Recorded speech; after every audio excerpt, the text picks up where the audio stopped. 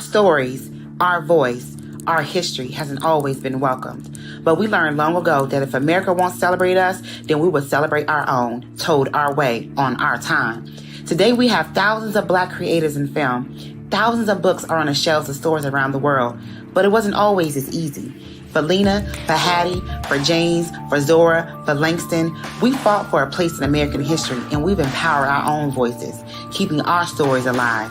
Remember Philando, remember Mike, remember Trayvon, remember Sandra, remember Oscar, remember Brianna. No more will Black voices go unheard. No more will Black stories go unread. We will write our own history and create our own legacies. And each summer in Atlanta, we will gather. We will celebrate. We speak out. Black voices matter. Black stories matter. Black lives matter. Everybody has a story to tell. Make sure that you tell yours. Create your story. Dream out loud.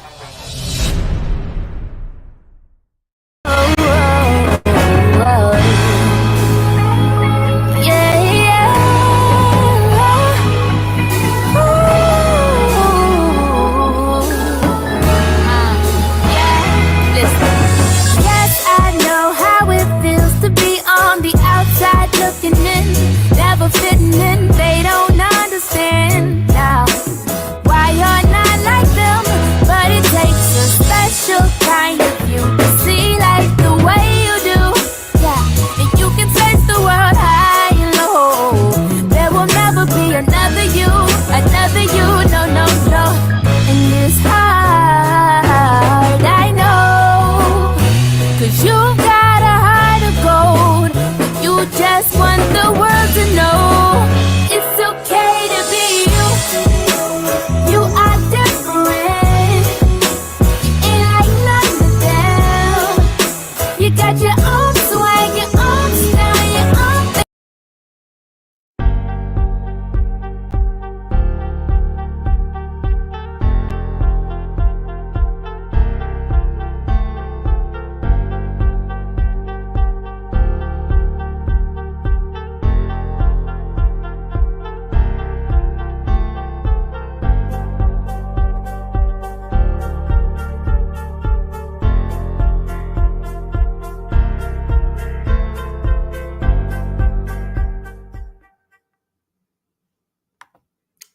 Hi, everyone. Thanks so much for joining us today. I hope everyone has had a great session so far, is having an amazing day so far. I'm here in Chicago right now. It's so sunny and so beautiful outside. So I hope everyone's gotten a chance to soak up the sunshine. I'm Samantha Callender. I am the moderator for this next panel, and I'm so excited to get into it. This is the HerLenz panel. So we're going to be taking a dive into the female perspective of storytelling. And we have two special panelists today that are joining us. The first one is Armani Martin. She's a filmmaker and so much more, and we'll let them get into that. But Armani Martin is our first panelist. She's a filmmaker. And then we also have Letitia Guillory, and she is a writer and producer and so much more. And so I'm so excited to get started. Yeah, ladies, are you with us? Yes. Sorry, I got kicked out. I'm here now. Hi, well, welcome. Glad you're here with us. Great to see you.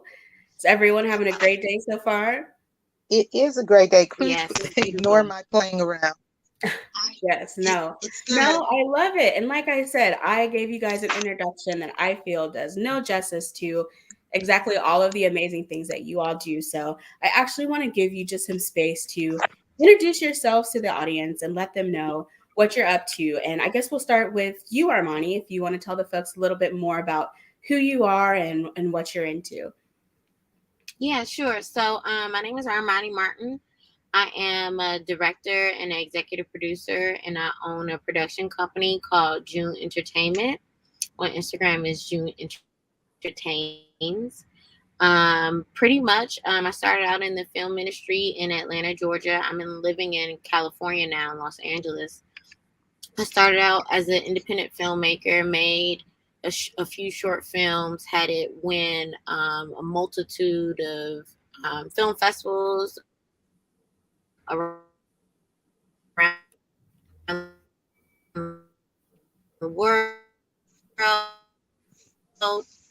And then television, I developed a television show on WeTV called Beyond the Pole, and then I produced that. And then I did a few other shows, and then I transitioned into music videos. And then I executive produced and directed a bunch of music videos for Megan Thee Stallion, Migos, Lil Baby, City Girls, hits like that. And then I guess that's me. Yeah, I love it. So much going on. Great. Well, it's amazing to have you. Welcome in. And for you, Zacia, if you want to introduce yourself and tell us a little about what you do. Well, I'm Letitia Guillory. I am a multi-hyphenate. I work across the platforms of film, television, theater, and performance. I also produce I produce events for New York City parks, specifically in Brooklyn, and chief among those is Movies Under the Stars. So I wear multiple hats, whether I'm in front or behind or way behind. Everything from impact producing to, we're shooting a short next week. So it goes back and forth.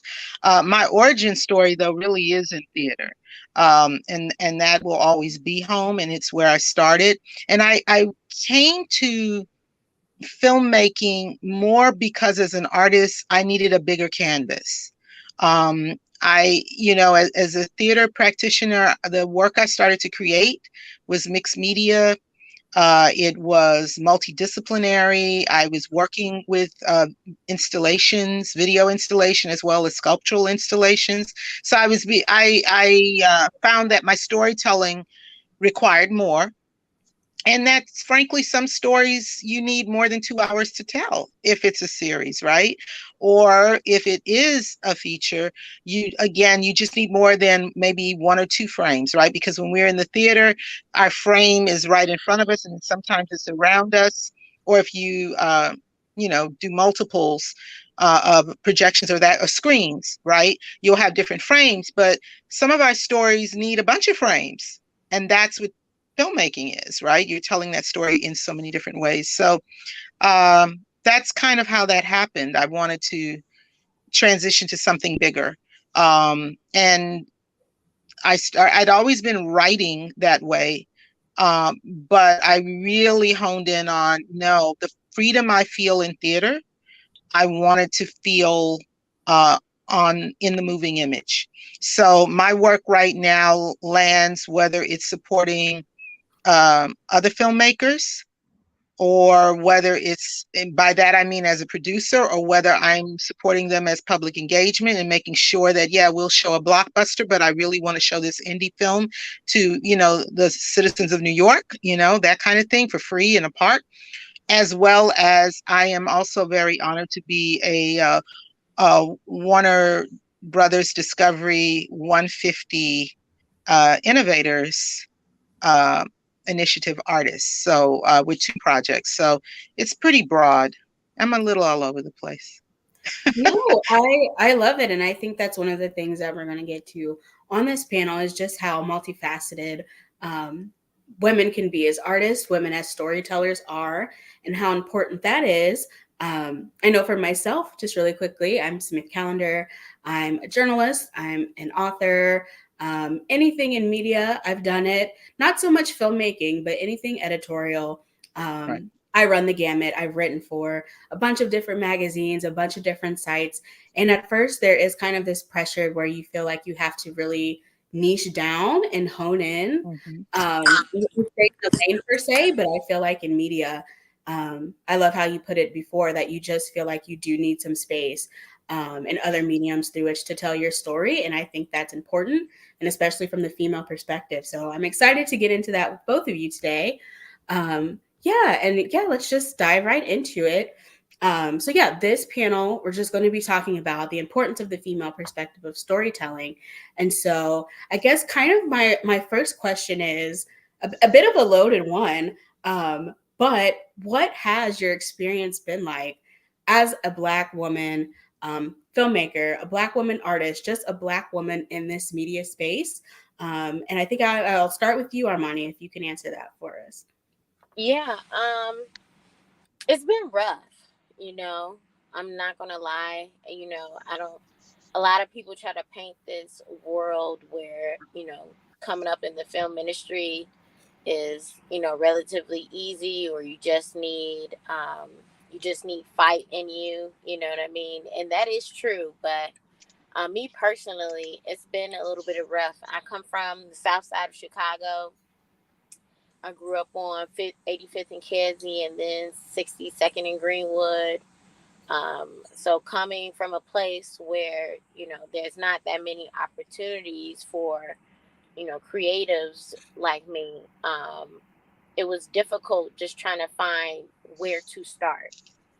I went to Gallery 37 to get like in the video production program to get, you know, just a foundation of how to edit, how to screenwrite, how to direct, just what are the roles.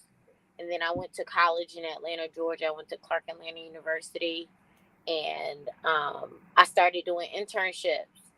And, you know, in a male dominant space, it is difficult being a woman with no HR.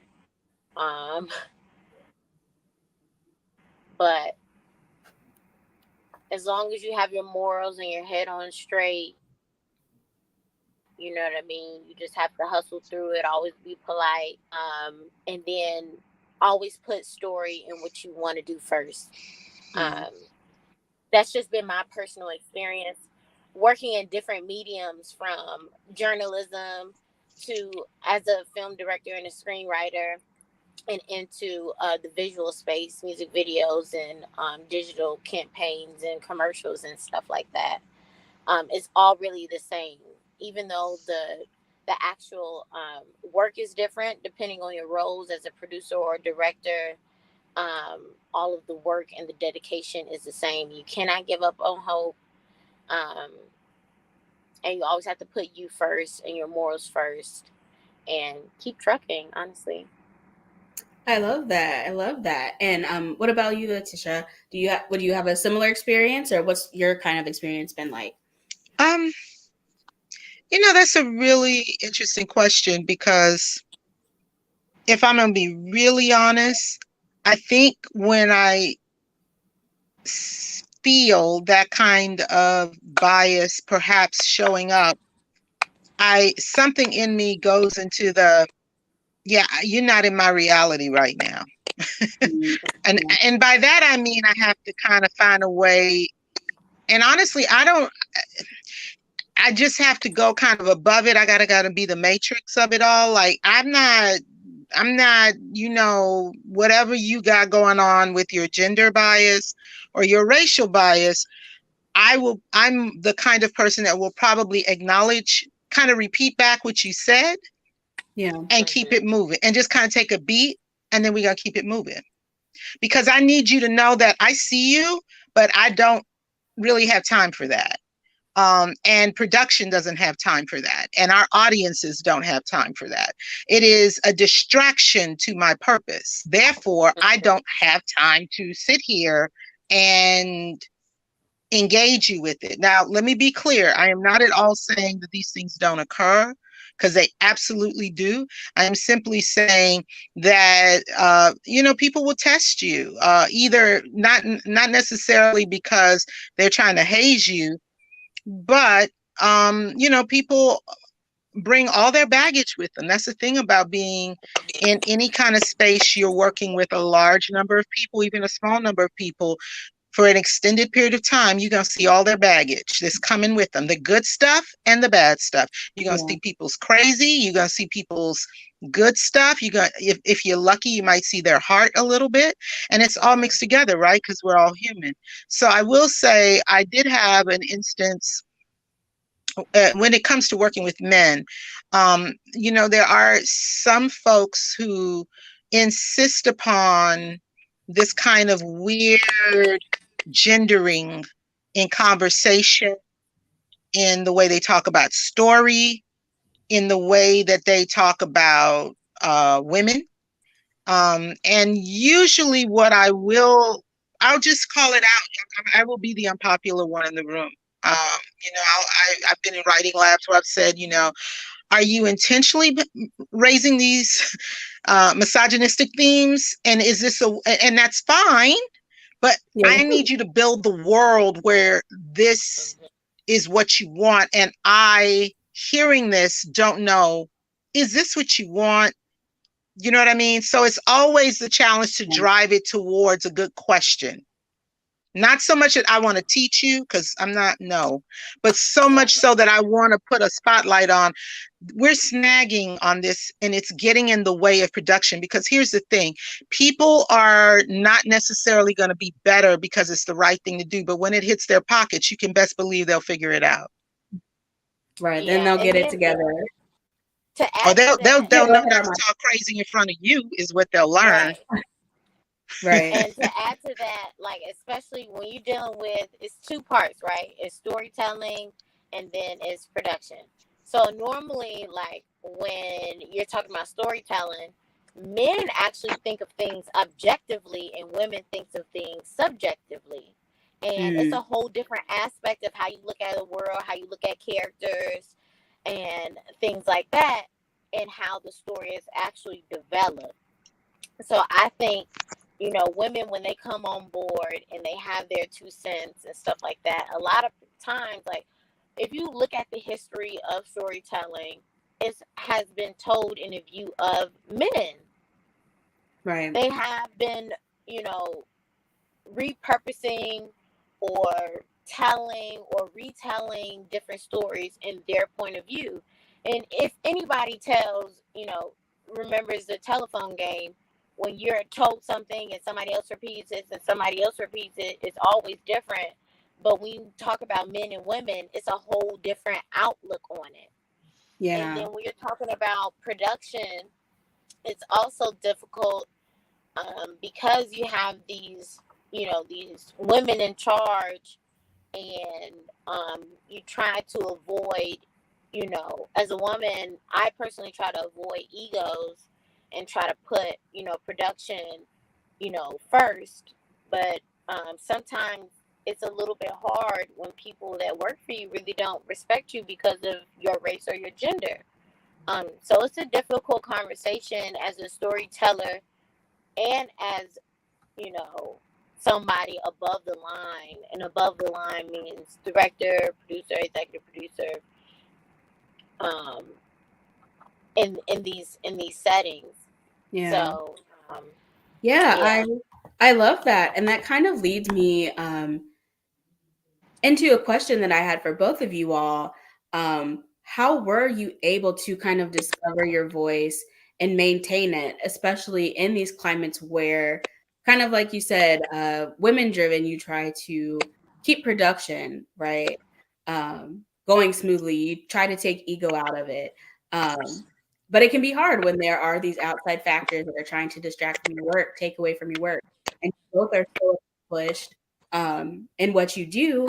How were you able to really discover that voice that made you stand up for your morals, that made you stand up for your ethics, and really put the work back in the forefront?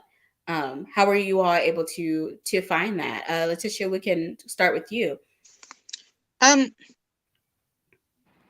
I think when I think about that, I stand by, the people that mentored me, raised me, taught me.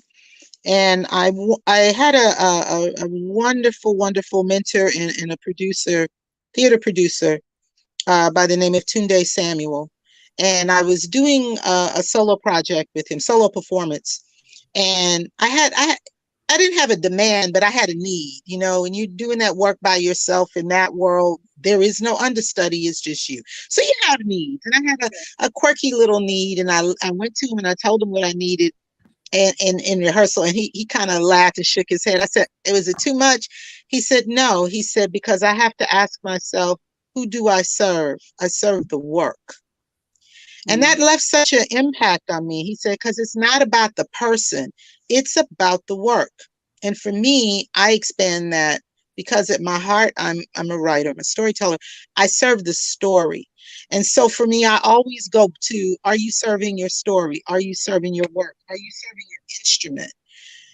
And only align yourself in with people and opportunity and situations that are going to help you serve your work, which means sometimes your ego has to fall way back because you just need to serve that work. In terms of the, holding on to who you are, I'm glad you asked that.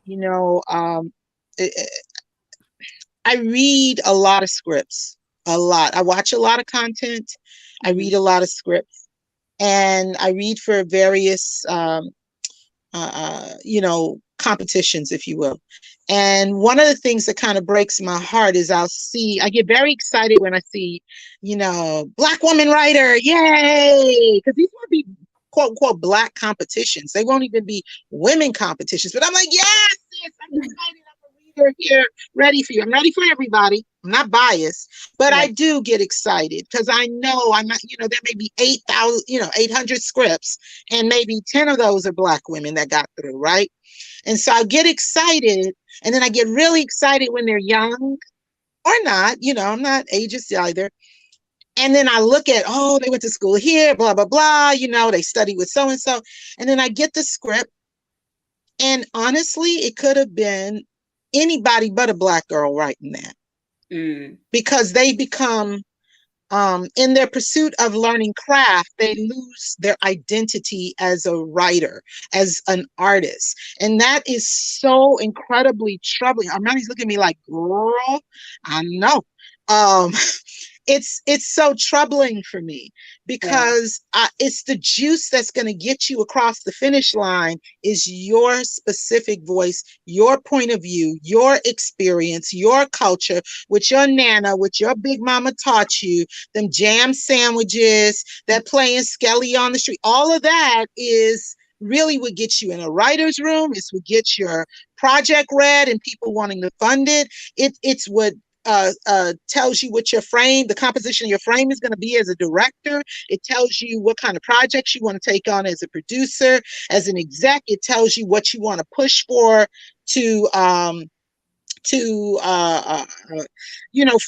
and to get out there. So I think it's a big challenge, and I'm glad you asked it because I see it over and over again. So to everyone who's listening, learn your craft, but for God's sake, still be who you are. That doesn't mean you have to make it look like something that would be on broadcast television. There's nothing wrong with that, but that might not be your voice. Don't lose your voice in pursuit of excellent craft.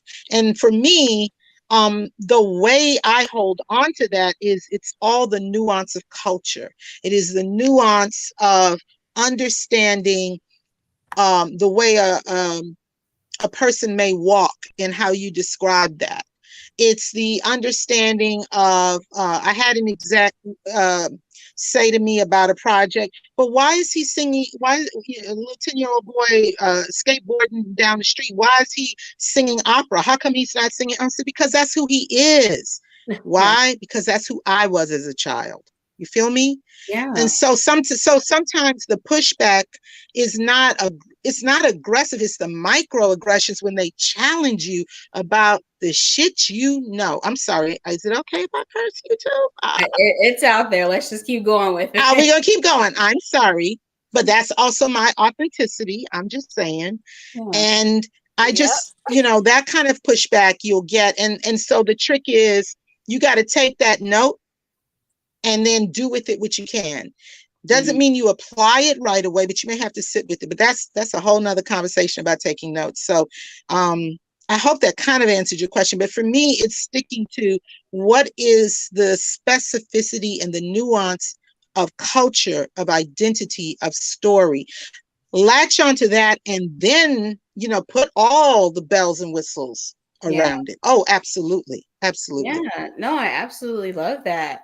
Armani, what's your experience been like? Would you say similar, especially for you, you're working with other artists, right? When you're helping with music videos and all of that.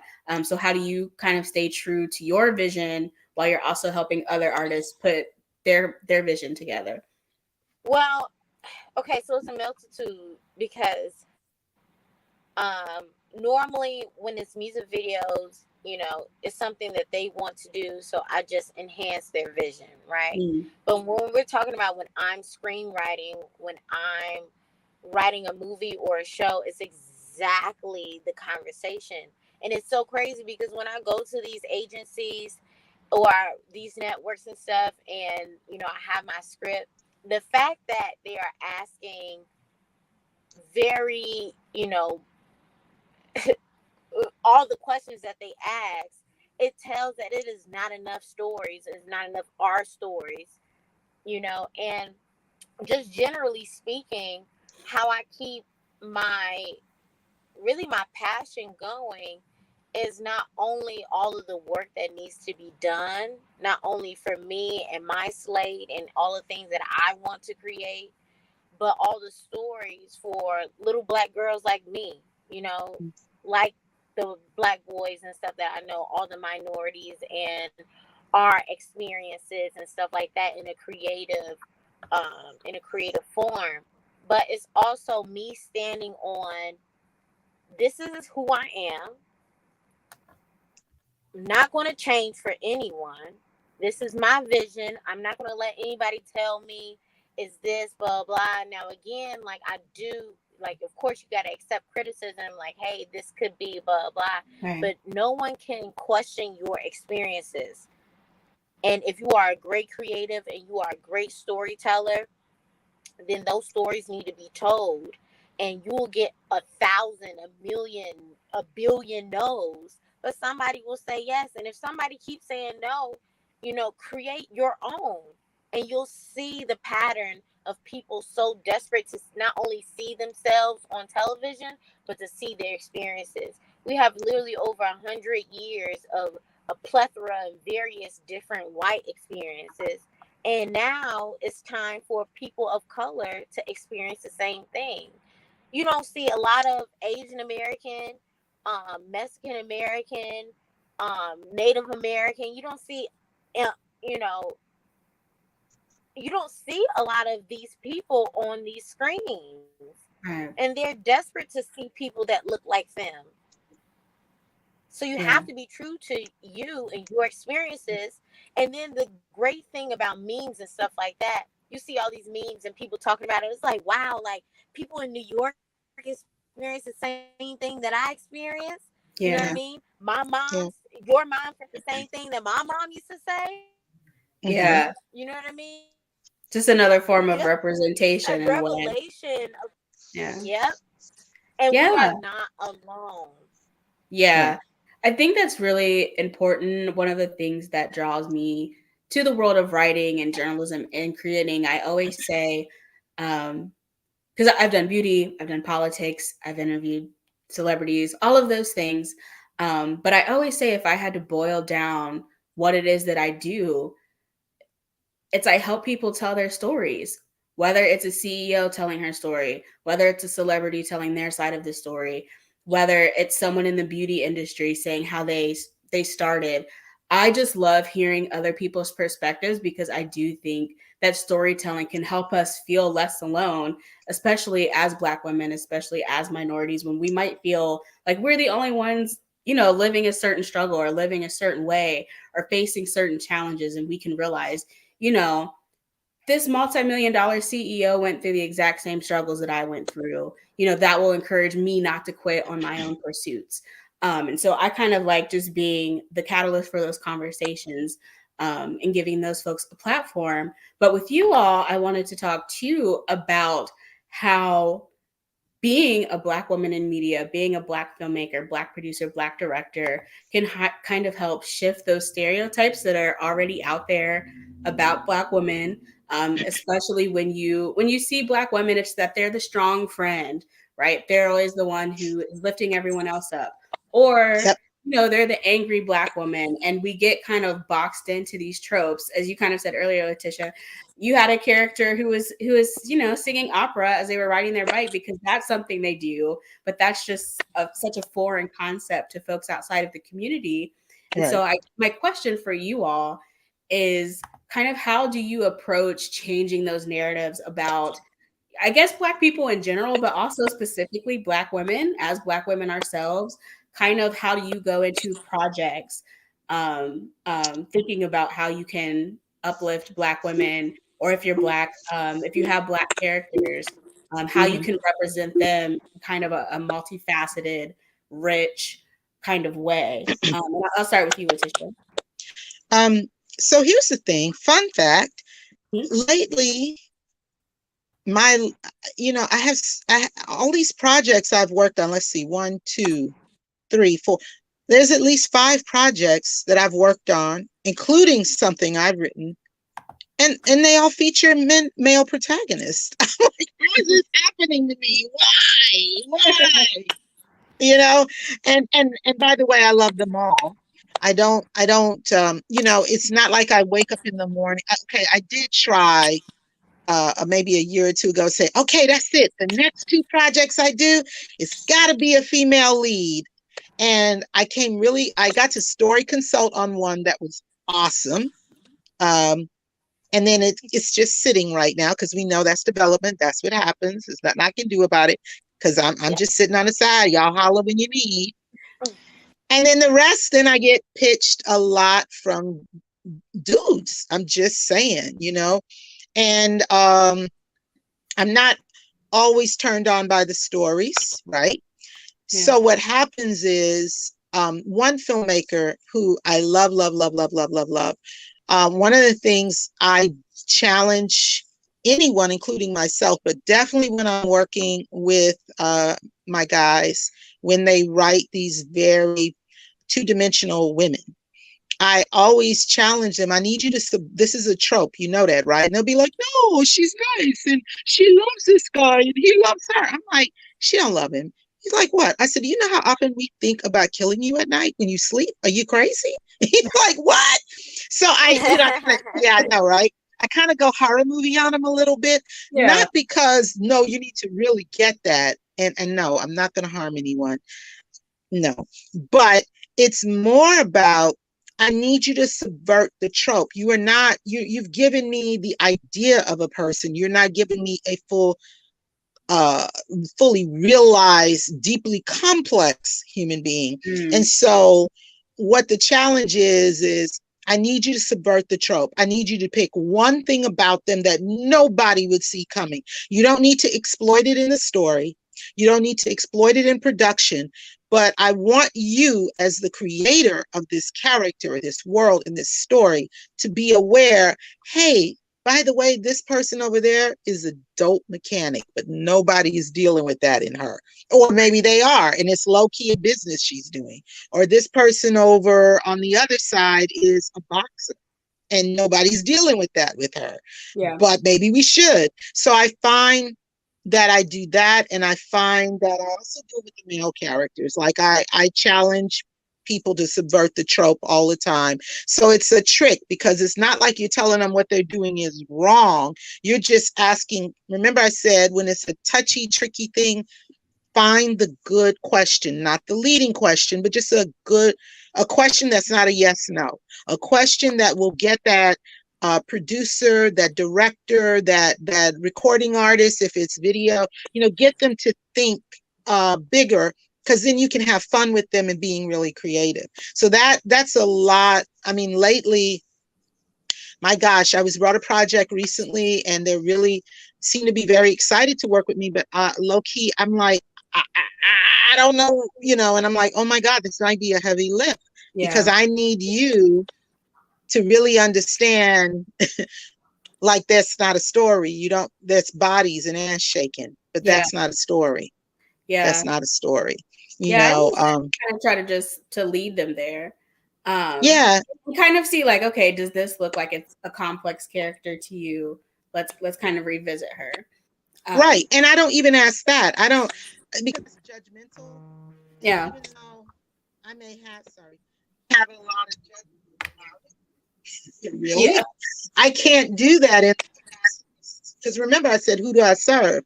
I serve the story. So in the capacity of serving that story, I cannot judge that creative in whatever capacity he or she may be. And by the way, women write stuff like this too. It's not, it's not just the guys. I challenge women on well, they're friends. Okay, and what does that mean? Why? Well, she's just feeling, don't tell me what she feels. Show me, show me, show me. Earn those moments. Earn those moments, because your audience has a lot to choose from out there. You're competing legit with Ava DuVernay, like legit. Just to pick one, right? You're competing with Issa. You're competing. So, when you gotta, go deeper with your stories, show how beautiful and messed up we are, all those layers. Yeah. Armani, I kind of want to ask the same of you. How do you kind of think with, or do you even kind of think with kind of Black women in mind? As both a creator, again, and as someone who works with artists, I feel like you probably could kind of see the best of both worlds, because you create stories, but you also help others who have stories, like you said before, enhance theirs. So when it comes to making sure that Black women and Black people are represented well, kind of how do you approach that? Honestly, I do the work. And what I mean, I do the work is I've studied psychology, I studied sociology.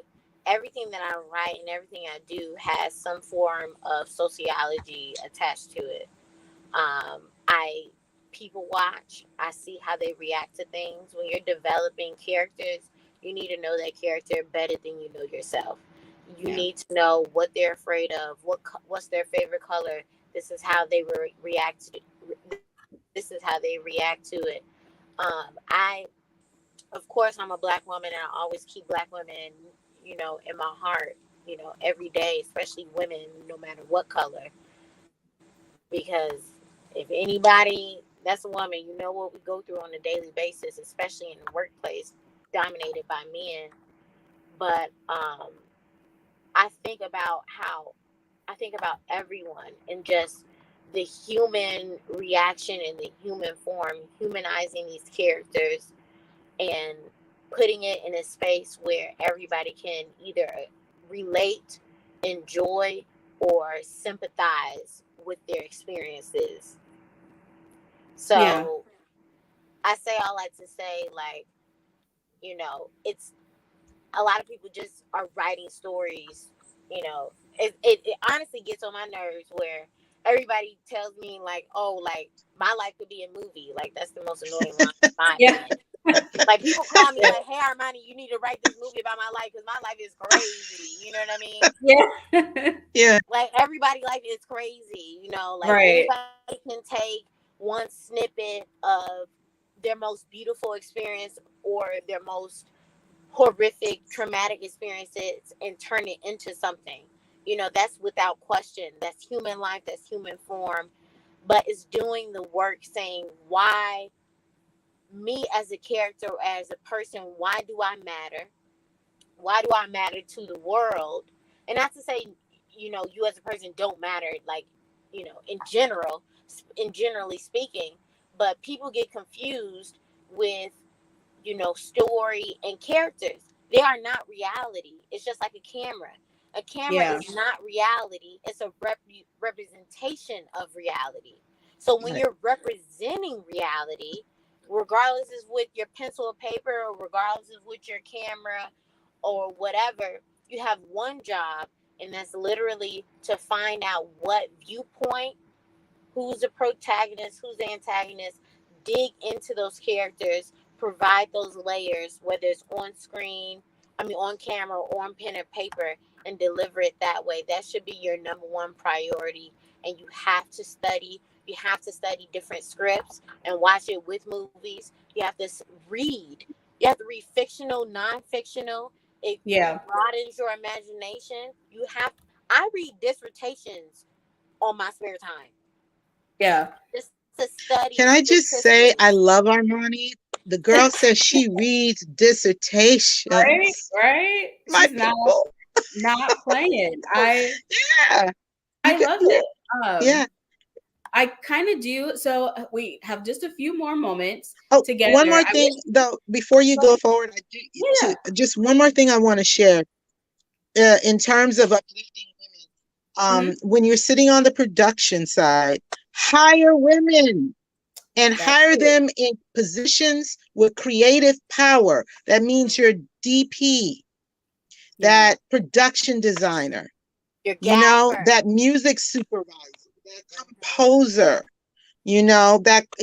hire, we gonna always be helping. They always want us to help. Oh my God. Can you help me? But am I in a position that I can make some decisions? Right. So I think we have to build the ecosystem that we want to live in. That means we hire people and encourage and push, people forward that we want to work with. We don't want to be the only, Black women in the room. We don't want to be the only women in the room. We don't want to be the only BIPOC women in the room, So that I just wanted to say that that's super, super important. And lift while you climb. You know what I mean? Make part of your mission. Like if your hustle is, I'm going to book 3 gigs, whatever you do, I'm going to create 2 new projects. But one of the things on your to-do list should be, and I'm going to help somebody who wants to do what I do. I'm going to make lifting part of my practice as an artist, as a business person. And that's important. You are not in competition with anybody. Exactly. Understand that there is enough room for anybody. People in our past generations made us seem like that is not enough room because there's not a lot of us in there, but there's enough room. Trust me, you just got to do the work. Yes. Yeah, that's amazing. And so, just real quick, just wanted to say thanks again to the folks at the Black TV and Film Collective for sponsoring the panel. Make sure you follow us along at Creative Con. And then before we get out of here, for real, what I just want to know, the first thing, because again, this panel was called HerLenz. So what is a word that comes to your mind when you hear the word HerLenz?